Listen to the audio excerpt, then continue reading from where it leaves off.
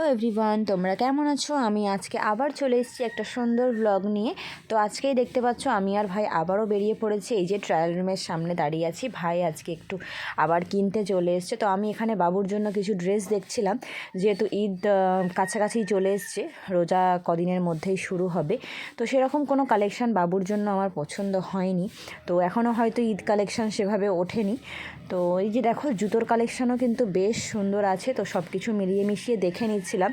তো কোনো কিছুই বাবুর জন্য বা আমার জন্য এখনও সেরকমভাবে পছন্দ হয়নি। ব্যাগের কালেকশানও সুন্দর সুন্দর ছিল, তবে এখানকার প্রত্যেকটা ব্যাগ আমার নেওয়া হয়ে গিয়েছে।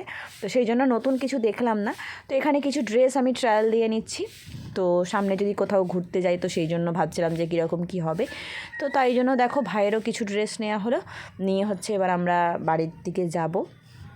তো যাওয়ার আগে একটু খাওয়া দাওয়া সেরে নিচ্ছি। তো এখানে ভাই বললো চলো একটু পকোড়া বা রোলটা খাওয়া হোক। তো এখানে খাওয়া দাওয়া করে বাড়ি যাবো। টাটা, দেখা হচ্ছে নেক্সট ব্লগে।